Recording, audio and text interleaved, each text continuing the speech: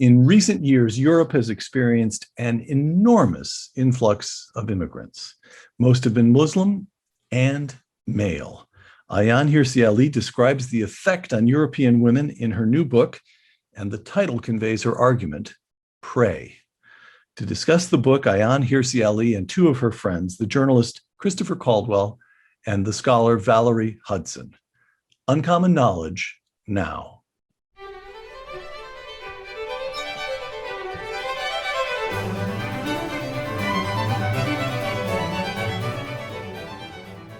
Welcome to Uncommon Knowledge. I'm Peter Robinson. Ayaan Hirsi Ali grew up in Africa and the Middle East. She sought asylum in the Netherlands, becoming a citizen and serving in the Dutch Parliament before moving to the United States. Ayaan Hirsi Ali became an American citizen in 2013. She is now a fellow at the Hoover Institution at Stanford. Her new book, once again, Pray: Immigration, Islam, and the Erosion of Women's Rights.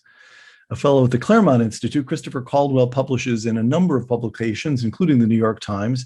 His books include Reflections on the Revolution in Europe, published in 2009, and The Age of Entitlement, America Since the Sixties, published just last year. A professor of political science at the Bush School at Texas A&M, Valerie Hudson writes often on foreign policy and women's rights. Her best-known work may be the 2004 book Bare Branches, in which she examined the implications of China's demographic policies. In 2017, she published the influential article In Plain Sight: The Neglected Linkage Between Bride Price and Violent Conflict. Ayaan, Chris, Valerie, welcome. All right. What happened? Let me quote from some statistics from Pray.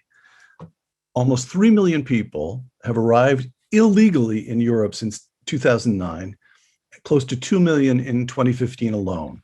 A majority have come from Muslim majority countries, 2/3 are male, and 80% of asylum applicants are under the age of 35.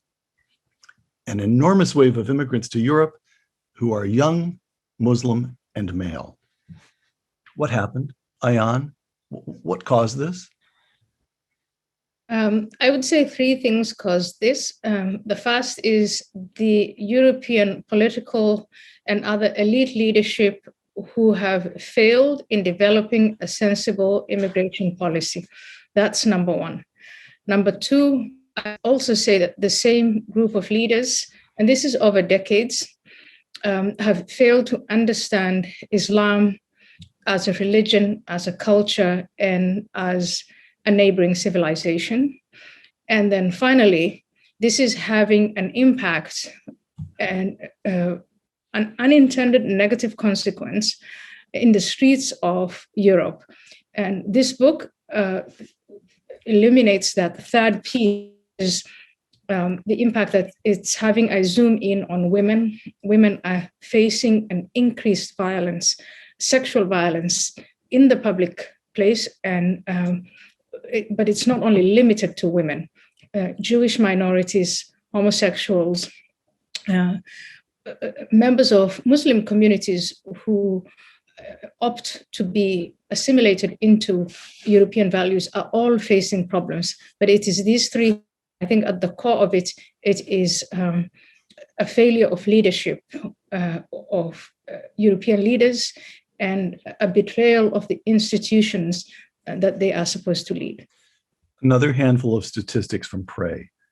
France, a 17% increase in rapes from 2017 to 2018. Germany, victims of rape and sexual coercion rose by 41% in 2017. Sweden, a 12% increase in reported sex offenses in 2016. England and Wales, again, a sharp increase in sexual crimes. Young Muslim males arrive and sex crimes increase. Valerie, why? What I'd like to point out is that even if we struck the adjective Muslim from that, my own research has shown is that when the sex ratio of the society becomes highly masculinized, and that could be through immigration, because the first wave of migrants is almost always young adult men, but it could also be through sex ratio alterations, such as we see in China. And so even in China and in India, with also highly masculinized sex ratios, we have seen growth in violent crime, but especially in sex crime. But I think Ayaan's argument is that coming from societies where women are seen as fair game actually can exacerbate this tendency. Sex differences are real, and it matters if 2/3 of the migrants coming to your country are unaccompanied young adult males.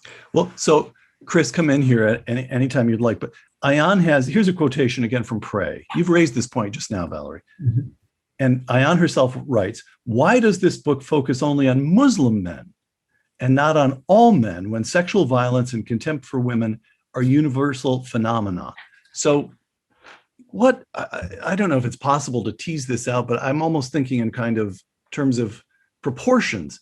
What proportion of the problem that appears now in Europe is because men are men, and what proportion because they're Muslim men, Chris? Well, there is a context to all of this, which is the evolution of Western society, and the increase in reported rape and sexual offenses. I don't doubt the reality of it, but a part of it is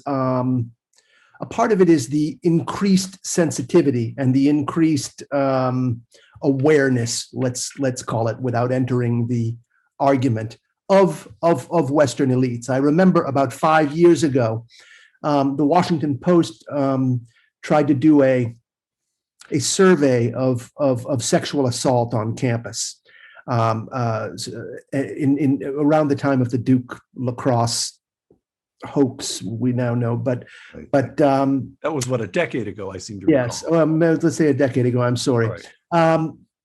And they discovered that the biggest problem campus was Brown University in Rhode Island, which I think was not what they were looking for, and it led them to believe that actually this was as much a phenomenon of reporting as it was of actual incidents. There's no doubt that there's something changing in Europe's youth. And I think Valerie makes a very good point about just the anthropological difference between predominantly male societies and predominantly female societies. But a lot depends on the cultural context in which those imbalanced societies arise.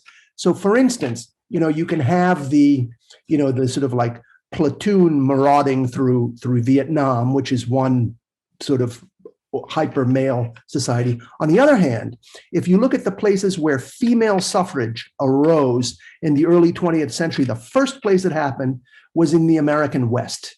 And part of the reason is that these societies were heavily male, and it was something, let's just say that the men were women were in short supply. They were in high demand. They were in control of the society just by their very rareness. And so this happening in a sort of like an ordered, sort of stable Western society can actually produce fruits for women. Okay, Ayaan, I have to confess I wasn't expecting this. The gate opens and Chris and Valerie come out, and there are some problems with your fundamental thesis here. Valerie says, Valerie may not let me get away with this, but I'm going to try to put this in. No, I won't let you get away with that. The most provocative way I can, because I have a feeling Ayaan will be able to handle herself. Valerie says, wait a minute, it's not Muslim men necessarily, it's men. Mm-hmm. And Chris says, wait a minute, all right. Probably there is some extra or additional, there's something real taking place. But part of what's going on is that we live in a time when European societies, the welfare state, everyone is cautious and sensitized, and they're going to report activity, report crimes in a way that they didn't before. So it's not Muslim men creating violence. It's men who are a problem as men. And by the way, it may not be as much violence as it looks like anyway. And Ayaan says, well, I would like to clarify. Come on in, Valerie. Okay. That, yes, the men part does absolutely matter. There's no doubt about that. But I think Ayaan makes a very persuasive argument that these men are coming from cultures in which women are seen as prey. She mentions the traditions of modesty, of honor and honor killings, and the norm of gender segregation. These kinds of things cannot be said, for example, of China. And so while we have seen an increase in rapes in China because of the sex ratio alteration, I think what you're seeing in Europe is that trend being exacerbated by the cultural context from which these young men come. So I would. Yes, and if I may say, Peter, I don't rising to her defense. But no, I'm rising to my own defense. I just want to say, if I raise Europe, it's not because I deny the reality of that Ayaan is describing in the Muslim world. It's because it sort of takes two to tango. Okay, I would describe one incident. Let's say if there has been one incident in European Muslim relations over the last decade that stood out above all others, and remember, this has been a time of mass migration. It's been a time of some pretty serious acts of terrorism, above all in Paris. The one incident that I think still sticks in all Europeans' minds is the mass sexual assault in Cologne on New Year's Eve of 2015 to 2016. It's a very serious thing. I trust Ayaan to talk about that today. But what I insist on is that the European context of that and the European reaction to it is a very important part of this problem. Ayaan, you'd pick up the pieces of the mess I've just made. So, Peter, let me put it out there. I consulted with Valerie and with Christopher during the process of writing this book, and I needed, and I think it added a great deal of value to the book to acknowledge exactly what Valerie said, which is there is the male part of the story, young men in any given context, and then in large numbers who to engage in sexual misconduct. And then what Christopher says is also correct. And so and thank you both. And I don't think that there is a contradiction. It's just when Christopher says, look, there is a context, there is an evolution in the Western, be it America or Europe, there is an evolution the relationship between men and women. I want to make it even more explicit and say, and I think I'll get into trouble for this, but I'm used to it. I think that it is a given in Western society that the general society condemns sexual violence against women, not just in the law books, but also in private, when people are in their, behind closed doors in their homes, they still condemn sexual violence. That then takes me to almost the mirror opposite of what's going on in the Arab Middle East, in South Asia, in parts of Africa, what we've come to call Muslim majority countries or Islamic civilization. Sexual violence against women is condemned, but there is a but and an if. Mm-hmm. Valerie pointed to the modesty. Women are divided into good women and bad women. Good women behave according to the honor code, and they have the protection of their male relatives. Females who find themselves out of that orbit, where they're not considered modest and they have no male protection, they put themselves at risk of what happened in Cologne. The rape game, it's called in North Africa, and it's called taharrush. It happened to Lara Logan, and I have Lara Logan's testimony detail in the book.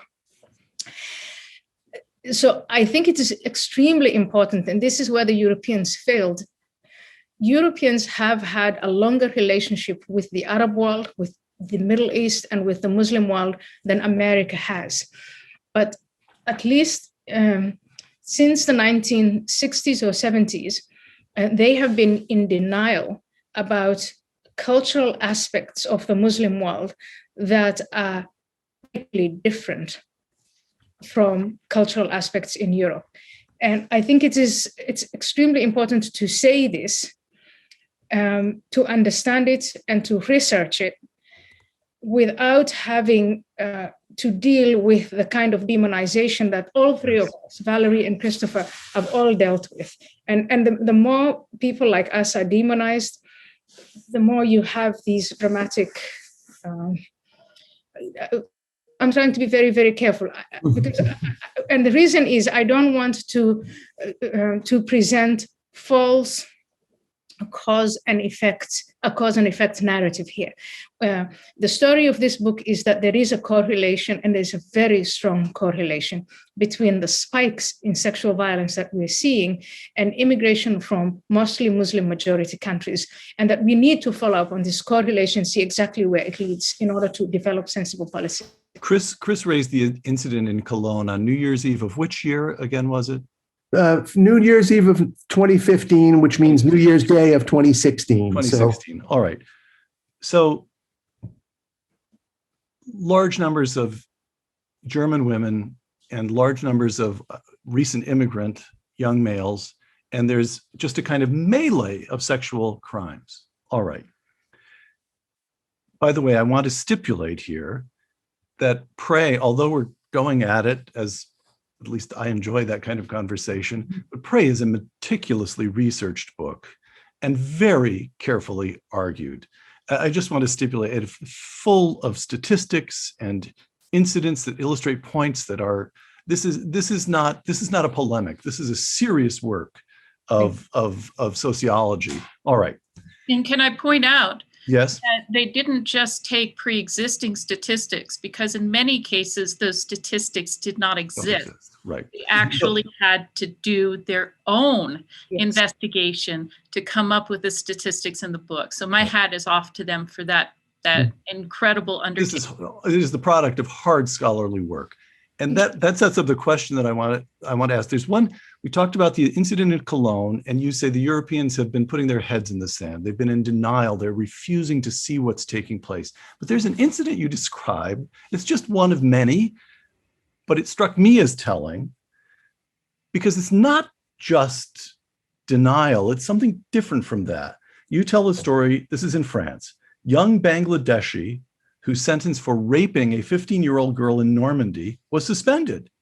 The criminal is allowed to walk.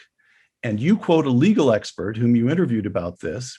He was permitted to walk because, said the legal expert, he had been, quote, deeply influenced by the culture of his country, where women are relegated to the status of sexual objects. Okay, close quote. But that's not turning away. Yeah. That is incorporating alien values into the French legal system. Is it not? This is not turning away. This is beginning to make adjustments, beginning to make concessions. Is that not so? It's like shifting sand. So you run into, again, I want what you said, no existing statistics. You ask the agencies whose responsibility it is to keep up with this research, why is there no existing statistic? And they say, we don't do that.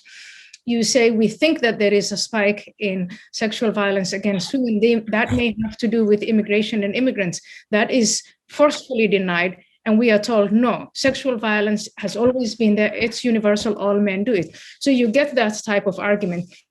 In these case-by-case incidents that take place, the lawyers who defend the perpetrators will obviously use anything and everything they can get. And if they can get a more lenient sentence or an acquittal for a perpetrator by bringing in culture into it, they do that and it works. And I have seen, and the reason, Valerie, thank you for your very, very kind words. But the reason why I didn't accept story of, we just don't have the statistics or it doesn't happen, or it's because I lived in Europe. I lived in the Netherlands for 14 years and I became familiar with all the tactics of denial, of evasion, of not wanting to know, or if the problems become overwhelming, of simply dumping it on the working class groups, rural areas, and just, dismissing these people as racists, xenophobes, whatever, what have you, never ever coming to the point of actually addressing these issues. And I think ultimately that's what I hope to achieve with the book, is to have a serious conversation about what is going on and how long this is sustainable. I'd like to point out that one of the most horrifying aspects of the whole Cologne situation that sticks in every woman's mind is what the reaction of the authorities was. The authorities said to the women, it's clear you can't come into these public spaces like you have in the past. Yes. And we'll set aside a special section for you that will have some increased policing, but maybe you ought to think about whether you should come to these kinds of things at all, which was just horrifying, I think, for every European woman and every woman everywhere to hear, is that the burden and the cost of these kinds of crimes would be placed squarely on the women themselves. They would be told to vacate problematic spaces. They would be told they would need to segregate. That, I think, is what most women were left with, a very bad taste. I think the expression used by the Cologne authorities was that the women should have known to keep these men at arm's length. Was what the oldest and most outrageous response possible. You asked for it, right? Essentially. You asked for it, yeah. Chris, so I think that's what you were alluding to, and in fact, yes, that is. So part of the subtitle is that there is an erosion of the rights of women, and that manifests itself in what the authorities were saying to the women. You had to keep these men at arm's length. Why did you go to this context? So many concerts have been canceled. I think there was one big concert in Sweden that was canceled, and it had nothing to do with the pandemic. This is in 2019. But what is even more tragic is what individual women are doing. Some of the women I interviewed said that they didn't need the authorities to tell them to adjust their behavior. They do it anyway because they can't deal with every day. There's the girl who is she's a young woman who's taking her toddler to daycare before she goes to work. And she tells me what goes through her mind before she leaves her front door. The groups of men on the sidewalk who start hissing and sissing and making these noises, and she tries to put earpods so as not, to drown out that kind of obscene noise. But then they come and they touch her and they grope her, and she feels so unsafe and filthy from her house to the daycare center to her work and back. And this is an everyday thing. And some of these women have decided they don't want to live that way. So it's not some kind of, top down, you have to adjust women are doing it anyway. And they're themselves from the public space. Women are no longer going out to jog. They're not going out to swim. They're not going out to the pub. They're not going out to socialize the way they used to. And many of them and their families have moved to other parts of, those who could afford to. But I think ultimately for the working class women, we are in many neighborhoods in different European settings where women can't move. There's nowhere to go. Have already adjusted. Ayaan talked about the Netherlands. Valerie talked about the incident in Cologne in Germany. Chris has written a long piece on France. Chris writes in the Wall Street Journal that Emmanuel Macron has resolved to be the president who finally eases tensions over France's young and growing Muslim population. And as Chris well knows, there are a lot of people. Douglas Murray wrote that Macron deserves everyone's admiration for giving this a try. That's the European leader who has opened his eyes and is making an effort. How is the effort going? Here's Chris once again. When French leaders sing the praises of an Islam of the Enlightenment, one wonders whether this is a realistic prospect or a figment of their ideological imaginations. Muslims themselves may prefer the real Islam they have studied and loved over the Islam of Republican values that Mr. Macron is proposing, close quote. So even the French effort, the best effort taking place in Europe, is not going well. Chris, am I overreading your analysis? No, I don't. I don't think you are. I think of late, Macron has tried to take a kind of a strong line on migration, and I think the reason for that is the polls that he has seen about. There's a presidential election in France next year, and Marine Le Pen, who the populist, the candidate of the populist right, is polling pretty much neck and neck with Macron, which is sort of a surprise. So of late, Macron has been speaking in a very in a very hardline way. In general, this has been the attitude you describe has been the European one. To assume that Islam is going to naturally sort of fold itself into let's say an Enlightenment model, the way European Christianities did. Now, there's a lot of problems with that in the European context. First of all, it really appeared that Christianity was going in that direction for about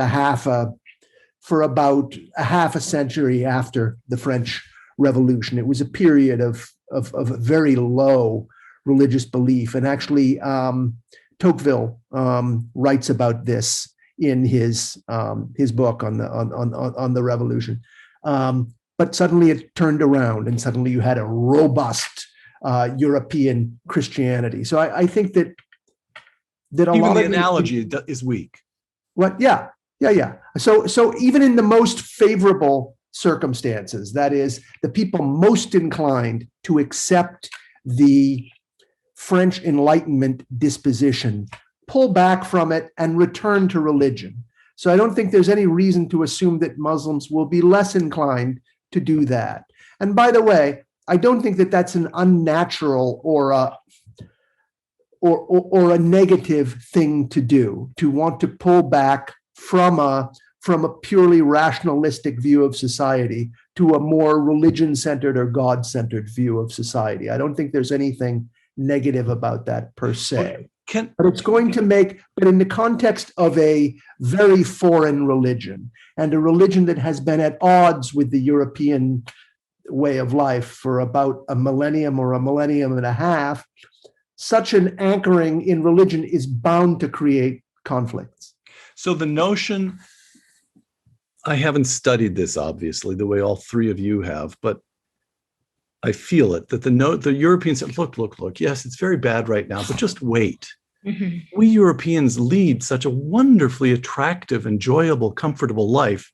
It can't be more than a generation before these recent immigrants come to and start to live the way we live. Of course they will.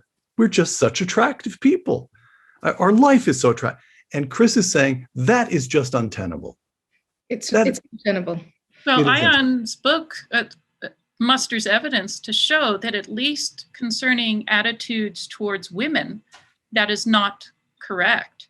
She shows that in a sense, there's been a push to have a first generation in every generation, and that the children of that first wave of immigrants do not show more enlightened attitudes towards women than their parents. This should trouble, I think, all of us. Perhaps they are willing to adopt capitalism, and perhaps they're willing to adopt male Western dress and so forth. But when it comes to women, women are the ones, in a sense, who will keep the identity going. They are the reproducers, not simply in a biological sense, but in a social sense. So they must be very tightly controlled. What came into my inbox this morning was the tragic story of a young woman in Italy, daughter of first generation Pakistani immigrants. She refused to marry her cousin back in Pakistan, and so the family killed her and buried her. And they're looking for her body as we speak. So the reproduction, if you will, of the suppression and subordination of women will continue. Valerie, let me try. The French, what the French are attempting is big, complicated. They're trying to get Islamic groups to register and to be licensed. Fine. Ayaan says that one reform that they need is immigration reform, in which they pay closer attention to the values of immigrants they permit in. And I see the work of Valerie Hudson, and I say to myself, wait a minute, Valerie may be onto something that's a lot simpler and more effective. Let me quote you. This is Valerie, this is you in Politico not long ago. As many governments debate how many migrants to accept, they would be wise to take gender balance into consideration. Years of research have shown that male-dominated societies are more susceptible to violence and mistreatment of women, close quote. Well, wait a minute. The European governments need only say, that's it, moratorium on male immigrants until we get some balance here.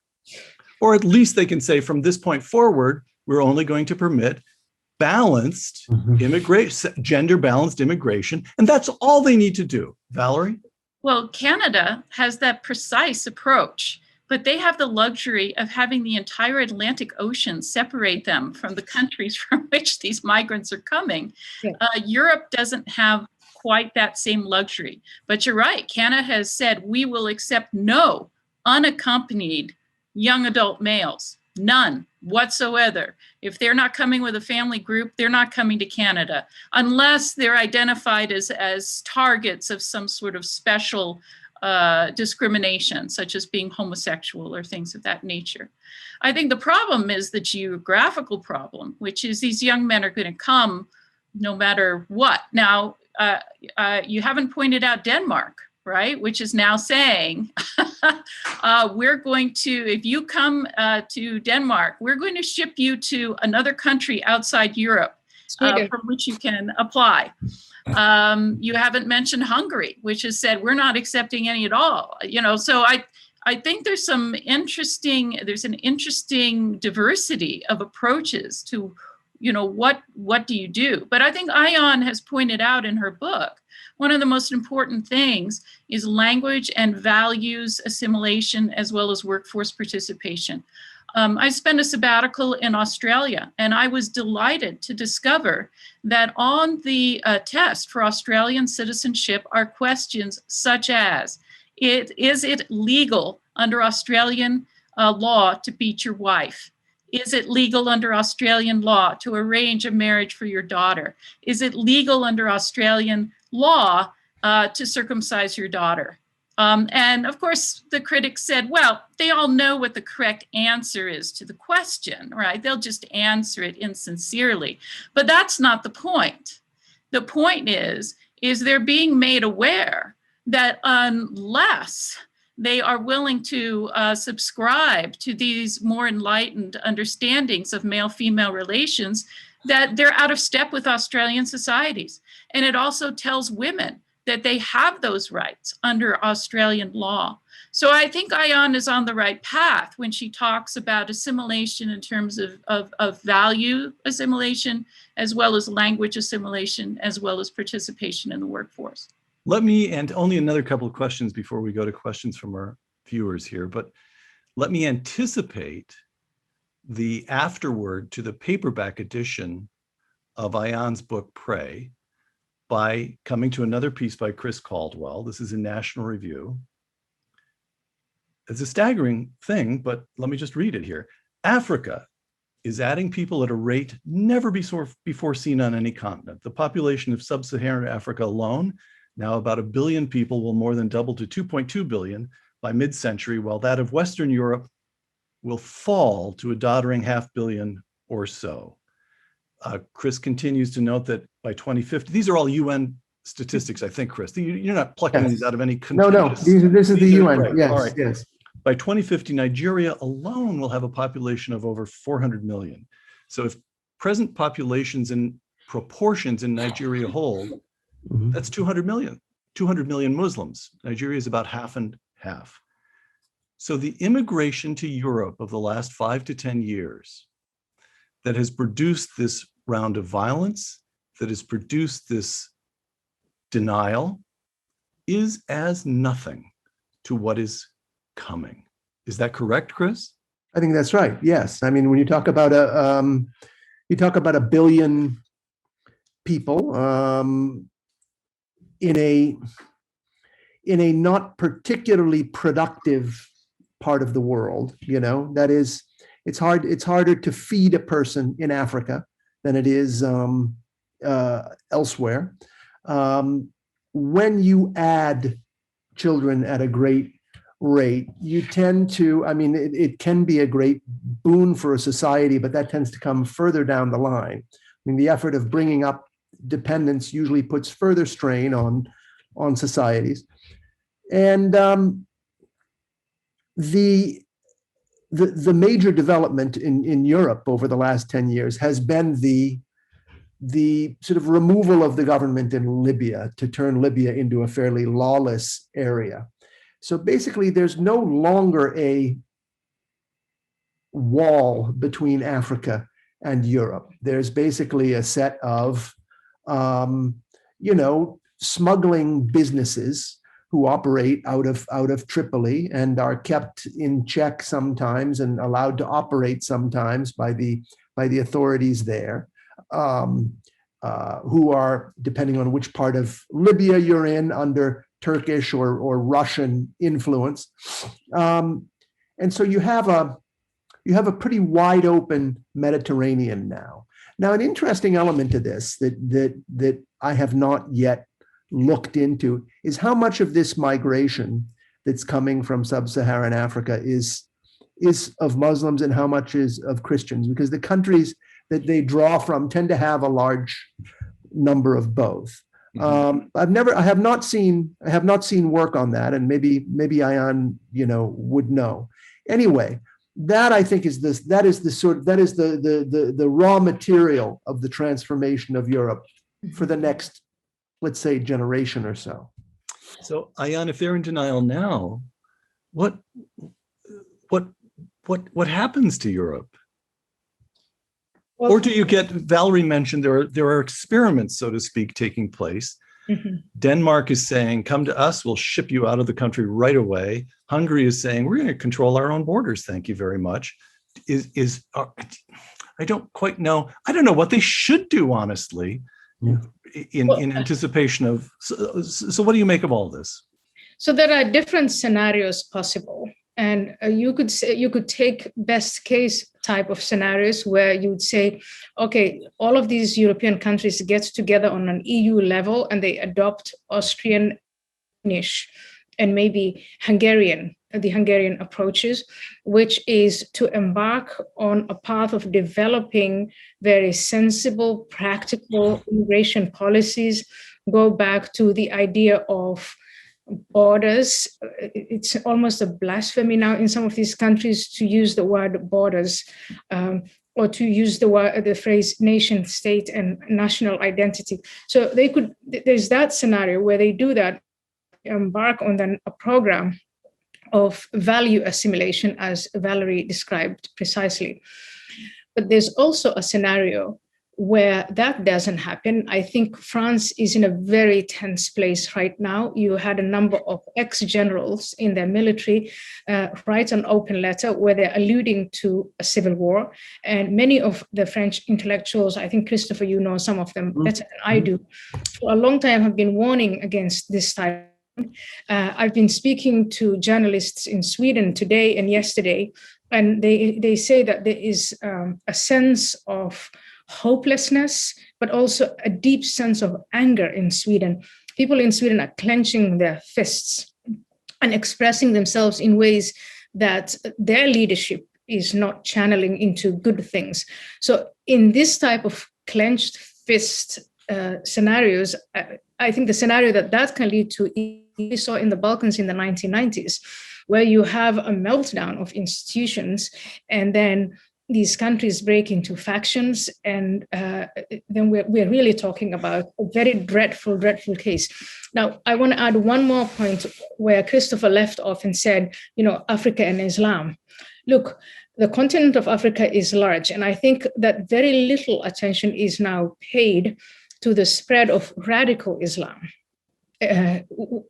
ISIS was I don't want to say destroyed, but I mean, their grip on the territories in Syria and Iraq, that was taken away from them. But their ideology, their organization, their fundraising, all of that has now moved to very frail and fragile states in Africa. And so if you say, can you look into what will the next 2 decades for Africa? It's going to bring an Islamization in Africa and of the radical sort.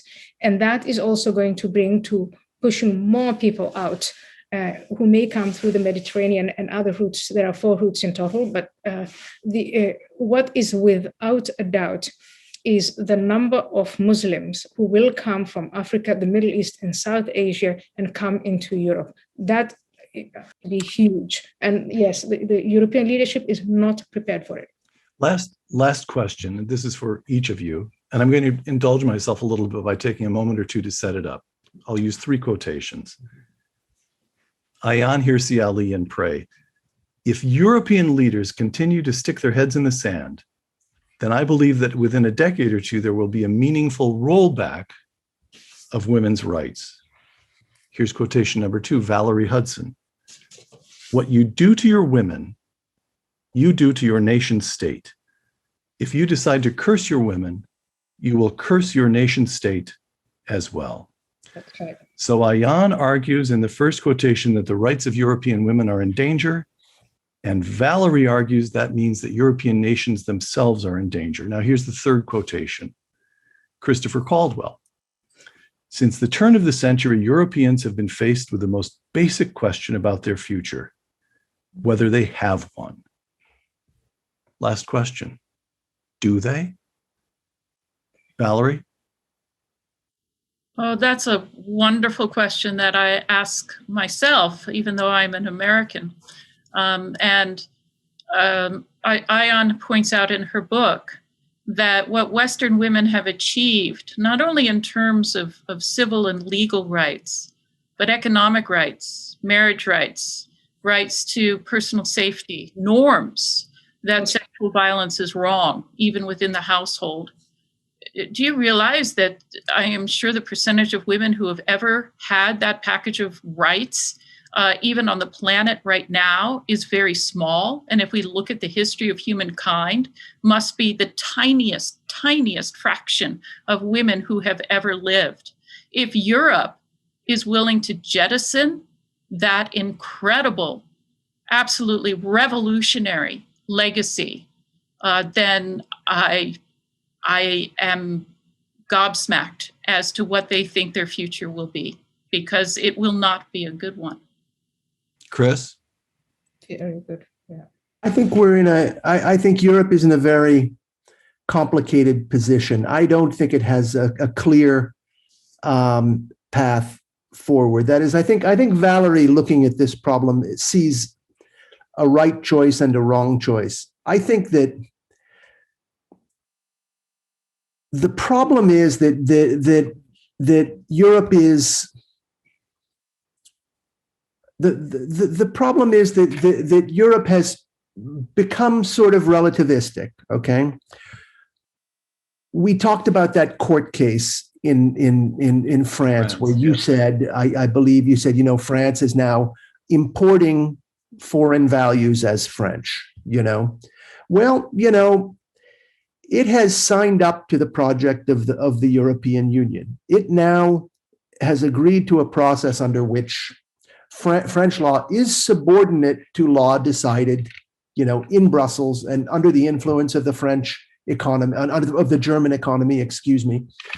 And once you decide to do that, you'll say, it's an easy enough thing to say to the average French citizen, okay, so you're going to take a certain amount of dictation from people in Bulgaria.